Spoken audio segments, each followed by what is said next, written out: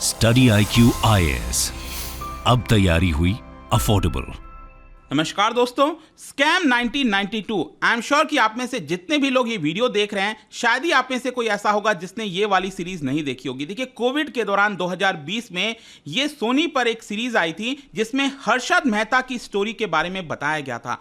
उसी के तर्ज पर लेट मी टेल यू, बहुत जल्द स्कैम 2003 के बेस्ड पर भी मूवी आ रही है, सीरीज आ रही है, और ये है बेसिकली द तेलगी स्टोरी। तो आज मैं आपको इस वीडियो के अंदर ये स्कैम 2003, जिसको स्टैम्प पेपर स्कैम भी कहा जाता है, तो ये स्टैम्प पेपर से स्कैम कैसे हो सकता है, क्या किया था यहां पर तेलगी ने, तो वो सारी चीजें मैं आपको डिटेल से बताऊंगा ताकि चीजें आपको क्रिस्टल क्लियर हो जाएं। चलिए इसके बारे में देखते हैं। उससे पहले ध्यान रखिएगा, आप में से जितने भी लोग यूपीएससी 2024 की प्रिपरेशन कर रहे हैं, तो 3 लाइव बैच स्टार्ट हो रहा है स्टडी IQ पर, जैसे कि प्योर इंग्लिश, प्योर हिंदी या फिर इंग्लिश। अपने सहूलियत के हिसाब से अगर आप प्रीलिम से लेकर इंटरव्यू तक की तैयारी किसी भी बैच के साथ करना चाहते हैं तो हमारे वेबसाइट ऐप पर जाइए या फिर कमेंट सेक्शन में इसका लिंक है, वहां पर जाकर यूज करना है कोड अंकित लाइव। ये कोड इस्तेमाल करने से आपको सबसे ज्यादा डिस्काउंट मिल जाता है। और ध्यान रखिएगा, इन बैचेस में आपको लाइव क्लासेस दिए जाते हैं, सभी पर्सनल मेंटर अलॉट किया जाता है, पूरे जर्नी के दौरान टेस्ट सीरीज दिए जाते हैं, मतलब कुछ भी और लेने की आवश्यकता आपको नहीं पड़ेगी। और इसके साथ साथ अगर आप MCQs अटेम्प्ट करना चाहते हो तो मेरे इंस्टा पेज पर जा सकते हैं, वहां पर स्टोरीज में जितने भी MCQs हैं उसको आप अटेम्प्ट कर पाएंगे। तो चलिए शुरुआत करते हैं और सबसे पहले ये देखते हैं कि एग्जैक्टली हो क्या रहा है। देखिए, 2020 में ये जो पूरा वेब सीरीज आया था स्कैम 1992 हर्षद मेहता के बारे में, काफी फेमस हुआ था, बहुत से लोगों ने देखा था, काफी लोगों को यहाँ पर फाइनेंशियल नॉलेज मिली थी, कई लोगों ने स्टॉक मार्केट के बारे में, हर्षद मेहता कौन है, वो सब कुछ जाना था। उसी के तर्ज पर, जैसा कि मैंने आपको बोला, स्कैम 2003 आ रहा है। इसका जो ट्रेलर है अभी रिसेंटली रिलीज किया गया है, the Telgi story. And also let me tell you, जो तेलगी स्टोरी है ये बेस्ड है एक पर्सन के नाम पर जिसका नाम है अब्दुल करीम तेलगी। तो इसी के बारे में पूरा बताया जाएगा कि कैसे अब्दुल करीम तेलगी ने पूरा ये फाइनेंशियल फ्रॉड रचा, और ये देश का one of the most well known cases में से आता है। एंड ये जो अब्दुल करीम तेलगी है, ये कर्नाटका में एक छोटे से विलेज से बिलोंग करता था, मैं आपको आगे बताऊंगा। और बेसिकली क्या किया इसने, tens of thousands of crore rupees इसने बनाए हैं थ्रू स्टैम्प स्कैम। जो स्टैंप होता है ना, जैसे कि कोई भी, अगर आप देखोगे दो पार्टीज के बीच में एग्रीमेंट होता है तो उसमें स्टैंप होता है, राइट, ताकि उसको लीगल क्रेडिबिलिटी मिल सके। तो उसी के तहत उसने पूरा ये स्कैम रचा था, मैं आपको आगे बताऊंगा। खैर, सबसे पहले तो ये देख लेते हैं कि ये अब्दुल करीम तेलगी है कौन। देखो, 1961 में इसका जन्म हुआ था कर्नाटका के अंदर। मैंने आपको बताया एक छोटा सा गांव है खानापुर। ये अगर आप देखोगे, ये सदर्न इंडिया का पार्ट है, और कर्नाटका हो गया, गोवा हो गया, और यहां पर महाराष्ट्र का बॉर्डर है। तो उसी के जस्ट पास में ही यहाँ पर जो विलेज है, वहीं पर इसका जन्म होता है 1961 में। और इसके जो पिताजी थे वो रेलवे में काम करते थे, and lower middle class family से बिलोंग करता था अब्दुल करीम तेलगी। अब आप सबको पता ही होगा कि कोई भी पर्सन, इनफैक्ट आज भी अगर आप देखोगे लोअर मिडिल क्लास, जो मिडिल क्लास में लोग आज भी रह रहे हैं, उनके एस्पिरेशंस बहुत हाई होते हैं, कुछ करना चाहते हैं अपने परिवार के लिए, खुद के लिए, मतलब वो एस्पिरेशंस होता है। लेकिन क्या होता है, कई बार उनमें से कुछ ऐसे लोग होते हैं जो गलत राह पर भी चले जाते हैं, तो कुछ वैसा ही आपको देखने को मिलेगा। खैर, यहाँ पर क्या होता है, उनके जो पिताजी रेलवेज में काम कर रहे होते हैं, उनकी मृत्यु हो जाती है। तो यहाँ पर जो अब्दुल करीम तेलगी है, वो अलग अलग प्रकार के जॉब जो है वो लेने लगता है, जैसे कि ट्रेनों के अंदर जो खाना वगैरह बेचना हुआ, अलग अलग प्रकार के जो छोटे मोटे जॉब्स होते हैं वो यहाँ पर लेना वो स्टार्ट कर देता है। फिर मनी की तलाश में, पैसे को और वो कमाना चाहता था, इसको देखते हुए वो सऊदी अरब मूव कर जाता है, सऊदी अरब चला जाता है। फिर वहां से वो रिटर्न होता है, कुछ ज्यादा सक्सेस मिलता नहीं है। तो भारत के अंदर वो क्या करता है कि यहां पर अपना जो हाथ है वो फेक पासपोर्ट पर आजमाता है, मतलब कि फेक पासपोर्ट का कारोबार वो धीरे धीरे अपना स्टार्ट करता है। फिर उसके बाद जाकर वो स्विच करता है अपना काम फेक स्टैम्प पेपर, मतलब पहले वो फेक पासपोर्ट बनाने में धीरे धीरे काम करता था। फिर उसके बाद उसने सोचा कि यहां पर स्टैम्प पेपर को अगर वो फेक करेगा, गलत स्टैम्प पेपर बनाएगा, तो वहां से उसको ज्यादा मुनाफा हो सकेगा, और वहीं से पूरा ये जो स्कैम है बेसिकली स्टार्ट होता है। तो स्टैम्प पेपर बेसिकली क्या है, आप सबको पता ही होगा, they are used to authenticate legal documents in India. मतलब कि कोई भी है, जैसे कि अगर आप कहीं पर किराए पर रह रहे हो, तो यहां पर जो ओनर है, जिसका घर है, और आप किराएदार हो, आप वहां पर रह रहे हो, तो आप दोनों के बीच में आपने देखा होगा एग्रीमेंट होता है, ठीक है। तो वो जो एग्रीमेंट होता है, ऐसे बस अगर आप सिंपल पेपर में एग्रीमेंट लिख दोगे तो उसके कोई मायने नहीं होंगे। लेकिन अगर आप उसको स्टैंप करा लोगे, स्टैंप पेपर पर अगर लिखा होगा, तब कल के डेट में अगर कोई भी इशू आता है और जो भी एग्रीमेंट के अंदर लिखा है उसका वॉयलेशन होता है तो दोनों पार्टीज में कोई भी जो है कोर्ट जा सकता है। तो आपको याद ही होगा पहले के ज़माने में इस तरह का स्टैम्प पेपर हुआ करता था। ऑल्दो आज तो चीज़ें चेंज हो गई हैं, सब कुछ इंटरनेट के माध्यम से होने लगा है, तो इसको ई स्टैम्प कहा जाता है, ठीक है। तो पहले क्या होता था, इस तरह का आपको याद होगा 10 रुपए का, 20 रुपए का, 50 रुपए का, 100 रुपए का, इस तरह से स्टैम्प हुआ करते थे। तो मैं बेसिकली इसी की बात कर रहा हूं। तो क्या है ना कि ये जो स्टैम्प पेपर अब कौन जारी करता है, जाहिर सी बात है सरकार जारी करती है।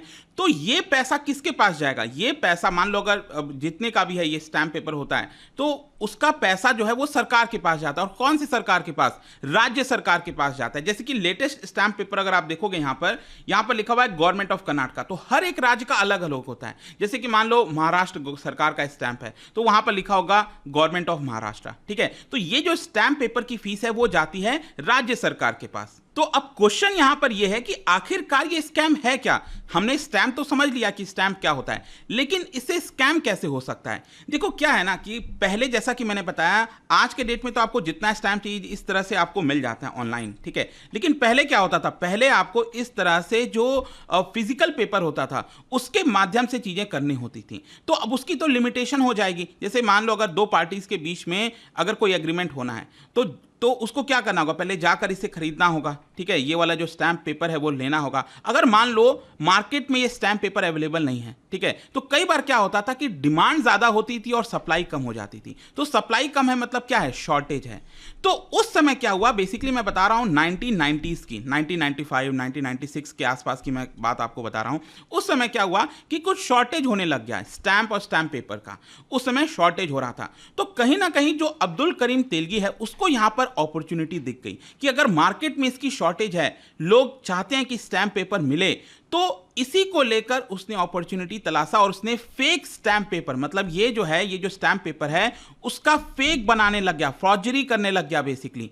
और इसी से पूरा स्कैम सामने निकल कर आता है। मैंने आपको क्या बताया कि फ्रॉजी मतलब क्या है कि अगर मान लो ओरिजिनल स्टैम्प पेपर है तो उसका पैसा किसके पास जाएगा, राज्य सरकार के पास जाएगा। लेकिन अब्दुल करीम तेलगी खुद अगर फेक स्टैम्प पेपर बना रहा है तो उसका पैसा किसके पास जाएगा, अब्दुल करीम तेलगी के पास जाएगा।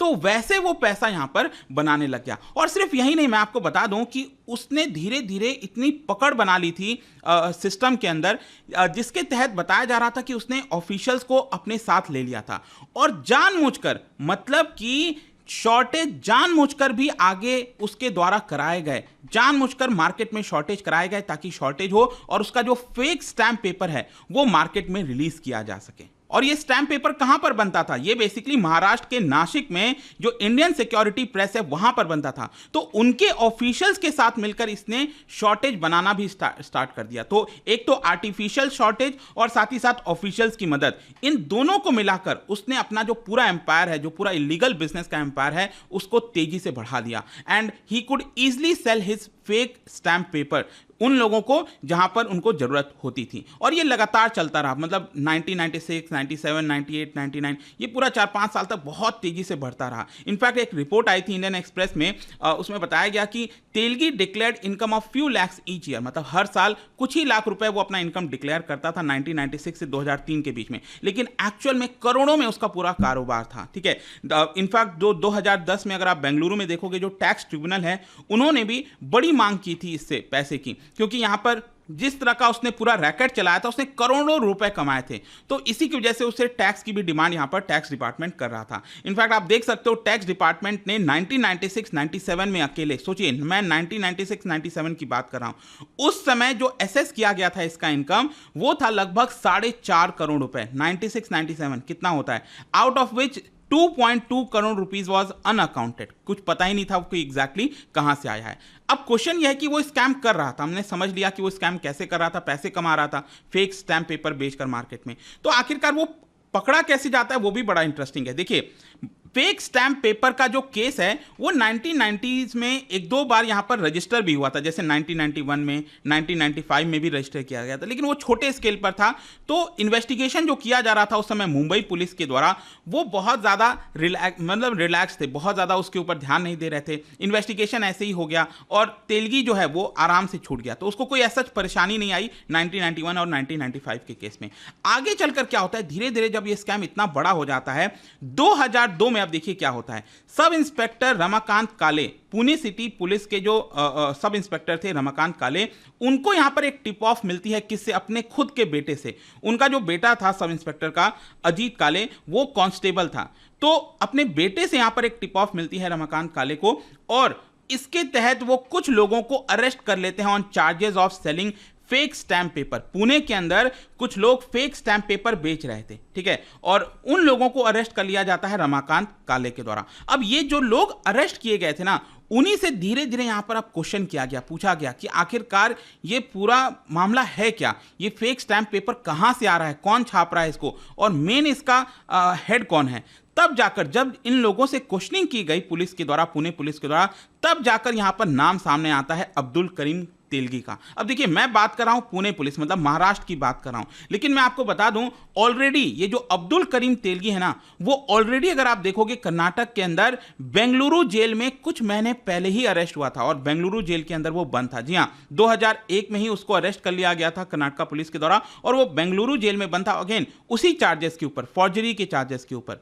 तब ये पूरा मामला सामने आता है और बताया जाता है कि अब्दुल करीम तेलगी तक पुलिस जो है पहुंच जाती है। धीरे धीरे इसके पूरे जो चिट्ठे हैं, इसने जो पूरा काम फैलाया था, इलीगल काम फैलाया था, वो सामने आने लगता है। अब पब्लिक प्रेशर धीरे धीरे भी उस समय बढ़ने लगता है कि आखिरकार ये इतना बड़ा जो स्कैम है वो कैसे हो सकता है। और इसी को देखते हुए महाराष्ट्र सरकार ने एक स्पेशल इन्वेस्टिगेशन टीम SIT यहां पर कॉन्स्टिट्यूट किया, और एक सेपरेट कर्नाटका पुलिस SIT भी गठन किया गया under IPS officer Shri Kumar, जिसको स्टैम्पिड बताया गया। मतलब कर्नाटका पुलिस ने भी SIT बैठा दी और महाराष्ट्र सरकार ने भी यहां पर SIT बैठा दी। वैसे अगर आप देखोगे, जब इसके बारे में जानकारी लिया गया तब पता चला कि इसका कारोबार कितना बड़ा था, मतलब किस तरीके से अपने ऑफिशियल्स को सबको साथ लिया हुआ था।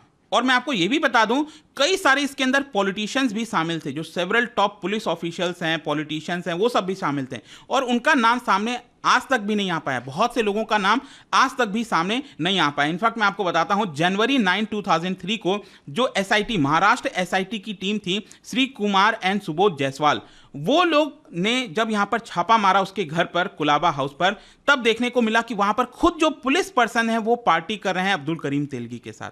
मतलब कि खुद पुलिस ऑफिसर्स तेलगी के साथ पार्टी करते हुए पकड़े गए थे। और RS शर्मा जो कमिश्नर ऑफ मुंबई पुलिस हैं, तब उन्होंने यहां पर जो असिस्टेंट पुलिस कमिश्नर इंस्पेक्टर हैं, उनको यहां पर सस्पेंड भी कर दिया गया था, ऑल्दो कोई बड़ा एक्शन लिया नहीं गया था। और साथ ही साथ जो सुबोध जायसवाल और जो पूरी टीम है, उन्होंने अपनी रिपोर्ट भी 2003 में सबमिट कर दी थी। फिर आगे चलकर क्या होता है, SIT जो है वो 54 पर्सन्स को अरेस्ट करती है, जिसमें दो सबसे बड़े नाम थे, दो MLAs थे, बेसिकली वो TDP से बिलोंग करते थे, जो तेलुगु देशम पार्टी है उनसे बिलोंग करते थे, गोटे एंड कृष्णा यादव, उनको भी यहां पर अरेस्ट किया गया था। अब आगे चलकर क्या होता है, ये मामला देखिए, ये जो स्टैंप वाला पूरा स्कैम है ना, वो तेलगी ने पूरे देश भर में धीरे धीरे फैला दिया था। मतलब अपना जो फेक स्टैम्प पेपर है, क्योंकि उस समय बहुत ज़्यादा लोगों को नॉलेज भी नहीं होती थी, ऑनलाइन चीज़ें अभी आ नहीं रखी थी उतने बड़े स्तर पर, तो इसी की वजह से वो इजीली यहाँ पर ये सारा काम कर पाया और देश के अंदर धीरे धीरे फैलने लगा था। इसको देखते हुए फाइनली 2004 में गवर्नमेंट ने निर्णय लिया कि इसको CBI को सौंपा जाएगा। जो पूरा केस है वो सेंट्रल ब्यूरो ऑफ इन्वेस्टिगेशन को सौंपा गया, और 2004 के अगस्त के महीने में ही CBI ने एक बड़ा चार्जशीट यहां पर फाइल किया था तेलगी के खिलाफ। और मैं आपको एक और इंटरेस्टिंग चीज बता देता हूं कि तेलगी का जब केस पुलिस में गया और जब कोर्ट में पूरा केस चला, तब तेलगी ने अपने आप को नॉट गिल्टी नहीं कहा, ही प्लीडेड गिल्टी। मतलब उसने अपने सारे जो काम है, जो भी उसने किया था इलीगल चीज, उन सभी को एक्सेप्ट कर लिया एक तरह से। तो यहां पर अगर आप देखोगे, जो SS पुरी जो SIT के हेड थे, उन्होंने भी यहां पर इस चीज को कहा और बताया कि Telgi was an intelligent man, मतलब बहुत ज़्यादा इंटेलिजेंट पर्सन था ये, और पूरा जो सिस्टम है एक्चुअली उसका फेलियर है कि हम उसको सही तरीके से नहीं पकड़ पाए। हमारा मेन काम यही था कि कैसे भी यहाँ पर जो एविडेंस वगैरह है उसको कलेक्ट किया जाए, उसके खिलाफ पूरा एक केस अच्छे से बनाया जाए ताकि उसको कड़ी से कड़ी सजा हो। फाइनली अब मैं आता हूं कि उसके ऊपर चार्जेस एंड फाइन्स क्या लगाए गए थे अब्दुल करीम तेलगी के खिलाफ। देखिए, सबसे पहले मैं आपको बताता हूं, 2005 में जो टैक्स डिपार्टमेंट है उन्होंने रेस किया था, डिमांड किया था तेलगी से 120 करोड़ रुपए। ठीक है, ये टैक्स डिपार्टमेंट ने डिमांड किया था उस समय। आगे चलकर जब उसको सजा सुनाई जाती है मुंबई कोर्ट के द्वारा, देखिए 2007 में अब्दुल करीम तेलगी कन्विक्ट करार दिया जाता है। देखो इसमें भी बड़ा ही ट्विस्ट है, मैं आपको आगे बताऊंगा। जो अब्दुल करीम तेलगी है वो स्कैम में कन्विक्ट पाया जाता है कि हाँ उसने गलत काम किया है और उसको 30 साल की सजा होती है, 30 इयर्स ऑफ इंप्रिजनमेंट, और उसके ऊपर फाइन कितना लगाया जाता है, 202 करोड़ रुपए का। अब ये सारी चीजें कैसे चली थी, ये मकोका आपको पता होगा बड़ा ही स्ट्रिक्ट एक्ट था, that is Maharashtra control of organised crime act and section 120 जो क्रिमिनल कॉन्स्पिरेसी है, दोनों यहां पर उसके ऊपर लगाया गया था। तो यहां पर 30 साल की उसको सजा सुनाई जाती है। देखिए कोर्ट ने यहां पर अवार्ड किया था punishment to 43 other people also, 43 और लोगों को यहां पर अक्यूज्ड पाया था यहां पर मुंबई कोर्ट ने। एंड ज्यादातर आप अक्यूज्ड देखोगे ना वो तेलगी के साथ ही काम करते थे, मतलब फेक स्टैम्प पेपर को सेल करना, उसको बांटना, वो सारी चीजें इन्हीं लोगों के द्वारा की जाती थी। तो 43 और लोगों को सजा सुनाई गई। वर्डिक्ट के पहले मैं आपको बता दूं क्या किया करता था। जब तेलगी जेल के अंदर बंद था ना, तब जेल से भी वो स्टैम्प पेपर का फेक बिजनेस पूरा चलाया करता था। जी हाँ, और इसमें जो जेल के ऑफिशियल्स थे, पुलिस ऑफिसर्स थे, वो भी इसके अंदर शामिल थे। 2002 में एक उसका जो सोल्जर है, मतलब कि उसका जो साथी है, वो भी उसको जब जेल होता है, आगे चलकर वो रिवील करता है कि कैसे तेलगी जो है सेल से भी, जेल से भी ये पूरा बिजनेस चलाया करता था। पुलिस ऑफिसर्स क्या करते थे, उसको मोबाइल जो है जेल के अंदर ही ला देते थे।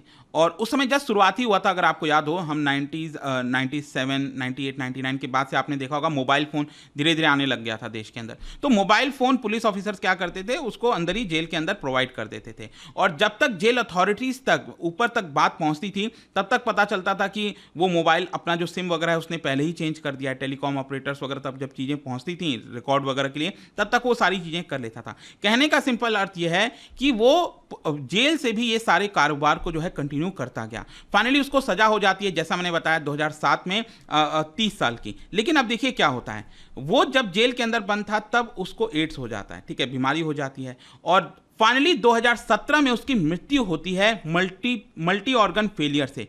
लेकिन आगे क्या होता है कि केस में एक बड़ा ट्विस्ट आता है। उसकी मृत्यु हो जाती है 2017 में। 2018 के दिसंबर में, let me tell you, court ने एक्विट कर दिया तेलगी को और बाकी के कई साथियों को।